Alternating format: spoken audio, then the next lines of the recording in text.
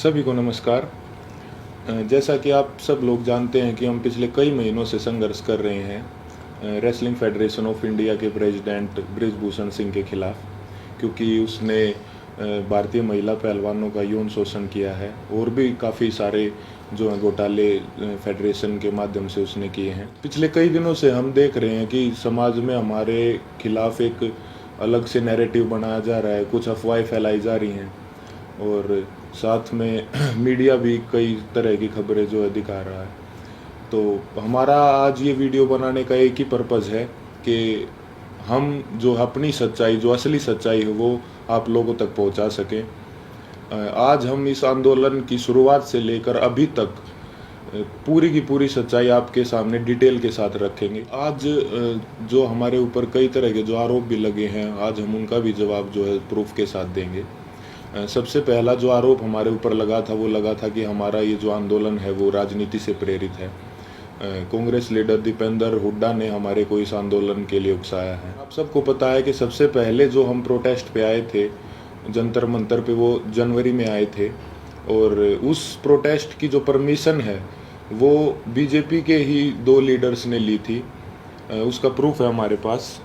Protest की जो permission जो जंतर मंतर थाने से ली गई थी वो बीजेपी लीडर तीर्थ राणा और बीजेपी लीडर बबीता फोगाट ने जो वो परमिशन ली थी, जिसका प्रूफ भी अभी हमने आपको दिखाया। तो ये कैसे हो सकता है कि ये आंदोलन जो है वो कांग्रेस ने करवाया? गारंटी के साथ बोल सकते हैं कि 90% जो कुश्ती से जुड़े लोग हैं, चाहे वो पहलवान हो या कुश्ती से जुड़े हमारे कोचेस हों, उन सबको जो है ये पता था कि 10-12 साल से जो है इस तरह की छेड़छाड़ जो है महिलाओं के साथ जो है हो रही है, या उन किसी और कुछ लोगों ने देखा भी था, जिसका प्रूफ मीडिया में कुछ कोचेज ने दिया है। कई लोग जो है इसके खिलाफ आवाज़ उठाना भी चाहते थे, लेकिन हमारी जो रेसलिंग कम्युनिटी है उसमें एकता की कमी थी। अगर किसी ने जो सिंगल अगर ये आवाज़ उठाने का फैसला भी किया तो वो बात जो है रेसलिंग जो है फेडरेशन के प्रेसिडेंट तक पहुंच जाती थी और उस आदमी के कैरियर में दिक्कत आना स्टार्ट हो जाती थी। लगातार और बार बार हमने सभी को बताया है कि जो हमारी लड़ाई वो सरकार के खिलाफ नहीं है, हमारी लड़ाई जो है रेसलिंग फेडरेशन के प्रेसिडेंट के खिलाफ है, क्योंकि जो भी शोषण उसने किया है, जो भी रेसलिंग के लिए गलत किया है, वो उसने फेडरेशन के पद पर बने रहते हुए किया है। और हमारी लड़ाई सरकार से वैसे भी नहीं हो सकती, क्योंकि जो मैंने अभी आपको पीछे बताया कि जो है बृजभूषण भी जो है वो रूलिंग पार्टी से ही सांसद है और जो जिन्होंने प्रोटेस्ट की परमिशन ली वो भी जो है बीजेपी के ही लीडर हैं। तो इससे तो ये साफ होता है कि भाई हमारी लड़ाई सरकार के साथ नहीं थी। और हमारे ऊपर दूसरा आरोप ये भी था कि हम इतने टाइम तक चुप क्यों थे। तो इसके कई कारण हैं। सबसे पहले तो एकता की बहुत कमी थी, एक साथ कभी हम हो ही नहीं पाए। और इसका दूसरा कारण तो आप समझ ही सकते हैं कि माइनर जो लड़की जिसने 161 के बयान दिए, फिर 164 के, उसके कई दिन बाद जो है उसने अपने बयान बदले, क्योंकि उसके परिवार को डराया गया, धमकाया गया। तो सिंगल आवाज़ उठा भी कैसे सकते थे। कुश्ती में आने वाले सभी खिलाड़ी बहुत ही गरीब परिवार से होते हैं, उनमें हिम्मत नहीं होती वो इतनी बड़ी व्यवस्था और इतने पावरफुल आदमी के खिलाफ आवाज़ उठा सके। और वो सब आप लोगों ने महसूस भी कर लिया होगा कि इंडिया के टॉप रेसलर्स ने मिलकर आवाज़ उठाई और उसके बावजूद भी उन्हें किन किन हालातों से गुजरना पड़ा। 28 तारीख को महिला पहलवानों के साथ जो व्यवहार हुआ वो पूरे देश ने देखा है। कैसे उनको ज़बरदस्ती घसीटा गया और कैसे जो उनको ज़बरदस्ती अरेस्ट किया गया, जबकि हमने कोई भी जो है कानून नहीं तोड़ा था, ना ही किसी संविधान का उल्लंघन किया था। फिर भी हमारे ऊपर जो है इतना ज़ोर ज़बरदस्ती का और इतना बर्बर व्यवहार जो है किया गया पुलिस प्रशासन द्वारा। हम आप सबको ये क्लियर कर देना चाहते हैं कि जो 28 मई की जो महिला सम्मान महापंचायत की जो कॉल थी वो हमने नहीं दी थी, वो हमारे खाप चौधरियों ने दी थी महम में पंचायत के बाद। हमारे को तो कुछ समय के बाद जो है इस फैसले के कुछ समय बाद हमारे को ये पता चला कि 28 तारीख को जो है नए संसद भवन का उद्घाटन भी है। फिर भी जो है हमने हमारे बड़े बुजुर्गों के आदेश का जो है पालन किया, जिसके परिणाम स्वरूप जो है हमारे को इस तरीके से बर्बरतापूर्वक घसीटा गया रोड पे और जो है हमारे को प्रोटेस्ट साइट से भी जो है ज़बरदस्ती हटा दिया गया। 28 तारीख को जो घटना हमारे साथ हुई उसने हमें अंदर से तोड़ दिया था। हमने देश के लिए इतने पदक जीते, देश का इतना मान सम्मान बढ़ाया, फिर भी हमारे मान सम्मान को जो है वो सड़कों पर रौंद दिया गया। उस घटना के बाद हम जो है इतने आहत हो गए थे, इतने परेशान हो गए थे कि वो बात हम वर्ड्स में भी नहीं बता सकते। हमें कुछ समझ नहीं आ रहा था कि हमारे साथ ये क्यों हुआ।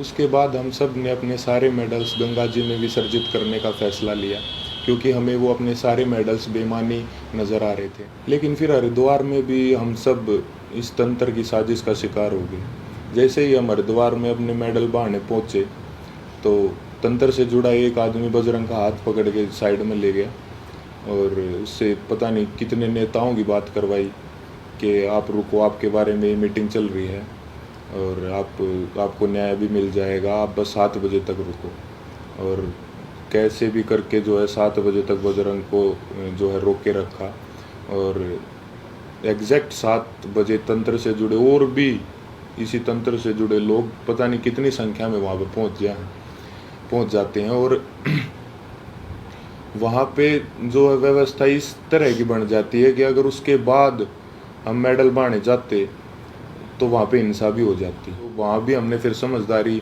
जो है दिखाई और जो है रुकने का निर्णय लिया कि अभी हम रुक जाते हैं। और एक और बात क्लियर कर दे कि वो मेडल हमने सिर्फ अपने कोचेज़ को और अपने माँ बाप को वापस दिए थे। वहाँ पे क्या चल रहा था ये हमारे को कुछ समझ में ही नहीं आ रहा था। हम उस मानसिक स्थिति में थे ही नहीं कि हम वहाँ पे किसी साजिश को या वहाँ पे क्या चल रहा है इस चीज़ को समझ पाते। हम बहुत ही एक तनाव में और एक बहुत दुखी मन के साथ अपने जीवन की पूरी कष्ट कमाई को वहाँ लेके गए थे। लेकिन वहाँ पे क्या हुआ उसको क्योंकि हम जो है आंदोलनकारी नहीं है ना, हमें एक्सपीरियंस है, हमने जो है पूरी ज़िंदगी कुश्ती करी है ना, सोशल लाइफ भी नहीं जिए, तो कई बार इस तरह के जो माहौल क्रिएट होते हैं वो नहीं समझ में आते। साथ में हम अपनी ज़िंदगी की पूरी कमाई वहाँ पे लेके गए हुए थे। इस घटना के बाद हमारी मानसिक स्थिति ऐसी हो गई थी कि हमें कुछ भी समझ नहीं आ रहा था कि कौन हमारे साथ है, कौन जो हमारे खिलाफ है, कौन इस तंत्र का हिस्सा है। हम दिमागी रूप से बिल्कुल जो है ब्लैंक आउट हो गए थे।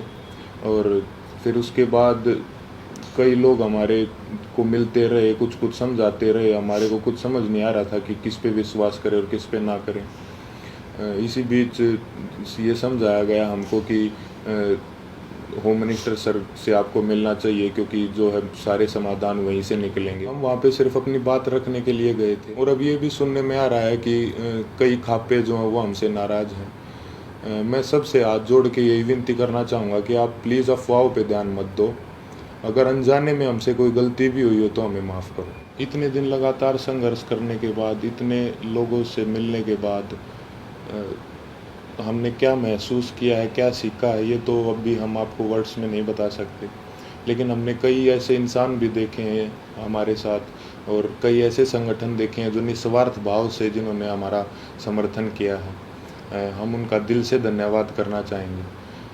संयुक्त किसान मोर्चा ने जो है पूरे जी जान से धरातल पे भी जो है हमारा जो समर्थन किया है। भाई चंद्रशेखर रावण का भी मैं दिल से धन्यवाद करना चाहूँगा, क्योंकि ये तंत्र जात पात में हमको बांटना चाहता था, लेकिन उस भाई ने हमारी दिल से सपोर्ट की है।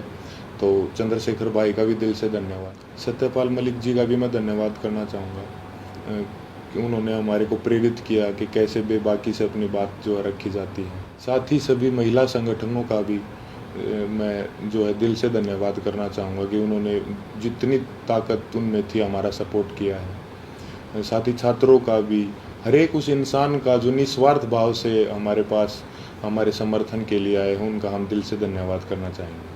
और हम चाहेंगे कि आगे भी मुसीबत के समय में आप हमारा ऐसे ही साथ दें। इसके लिए मैं धन्यवाद करना चाहूँगा बीजेपी लीडर जो हैं बबीता जी और तीर्थ राणा जी का, कि उन्होंने जो है पहलवानों को एकजुट करने का काम किया। साथ ही उन्होंने इस आवाज़ को उठाने के लिए उन्हें मोटिवेट भी किया। उसके बाद इन्होंने ही सरकार के साथ जो है मीडिएटर बन के जो पहलवानों को एक कमेटी का नाम दे के जो है आश्वासन दिलवाया सरकार से, यही उसके बीच में जो है मीडिएटर थे।